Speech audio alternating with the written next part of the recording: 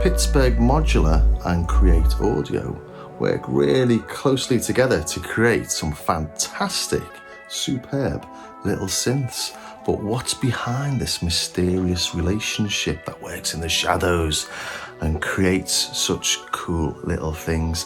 I was at Super Booth last week and I've got my jumper on just to prove it. And on the table next to my mate's Valco pedals table, really nice preamps that work for guitars, but really work well with synths and drum machines. Anyway, next to them was Pittsburgh Modular demoing the Tiger, and I got talking to Richard, and he was more than happy to explain how they work. Yeah, it's a question that if you're 100 feet away from the companies, it really doesn't make any sense. Cre8 Audio and Pittsburgh Modular seem very different, and they are, and that's on purpose. We're not the same company. We're not secretly pretending to be another company for, I don't know why we would want to do that, but sure. But no, we're two separate companies, two different groups of people. Cre8 Audio is less a company than it is a collective of guys. But we sort of completed each other, and they came to me right before the pandemic, at the NAMM right before that, so 2019, end of 2019. And they said, hey, listen, we have built a tremendous dealer network. We have a tremendous manufacturing setup. We have capital, which is nice. Always helps. Yeah, always helps. And they said, but you know what we don't have? We don't have any instruments. We don't have any engineering. That's what the missing piece we need. And they said, we look at you and you're making your instruments, but you're doing it at a very low volume. But there's a lot of potential there. And they say, we can take over all the parts that you don't like doing. And trust me, selling to dealers is something we didn't have any interest in doing. So and then you can focus on engineering. And oh, by the way, you can engineer your stuff, but also we would like to have some stuff for us too in the Cre8 side, and you can take care of that as well. And you have to sit down and think about it. And you're like, okay, well, if I'm the engineer designing these instruments, how can I differentiate what I do for Pittsburgh versus what I do for Cre8? Because ultimately, I'm always pulling from this sort of same pile of engineering. My oscillator is my oscillator, my filter is my filter. So how do I differentiate the two? What a nice filter it is, by the way. Oh, thank you very much. My engineering partner, Michael Johnson, and I, that was the first circuit we worked on together. Not to go on an aside here, but I'm incredibly proud of that filter because it really represents Michael and I's friendship and our relationship over the years, how it's sort of grown and evolved, and that is the core of the Pittsburgh sound. And but I digress. Today we're talking about Cre8 Audio and Pittsburgh Modular. And so as we started to explore this relationship that we were having, working with the factory and working with their team, we started small. We did a couple Eurorack modules. We did the Captain Big O oscillator, which I think is a fantastic analog Eurorack oscillator for like €149. It's crazy. And then we did the Function Junction, which is a collection of ADSR envelope and all that. But we were just ramping up, learning how to work together. The next things we did the East Beast and the West Pest. And those came out and they were a big success. It didn't make sense, like what is going on here? Because they seemed, there was less of it. And it was very different than anything Pittsburgh had ever done before. But they're very accessible instruments. And the idea is that we're reaching people that are just sort of synth curious. Someone that hasn't owned an SH-101 and an 808 and has 2,000 VST plugins on their computer. This is someone coming into the hobby and coming into becoming a musician. We wanted to make something accessible for them, and that is perfect for the Cre8 brand, sort of like the hot rod of the synths. You get it, and it sounds amazing, and it's very accessible. I like the idea that if you press a button, it puts a smile on your face. The first thing you're like, yeah, that's good. And they sound, because they are Pittsburgh Modular circuits underneath, like the East Beast was taken from the SV1. It's essentially a one oscillator SV1 synthesizer. And the West Pest is essentially a one oscillator voltage research lab. Cut down in features and packaged a little bit differently, but the sound is there. We never skipped on the sound. We didn't use cheap op amps. We didn't use cheap parts, because you can't. The sound is the only thing that's really important. So then you step back and you look at then what allows Pittsburgh to do, because now we've got that product to get people in.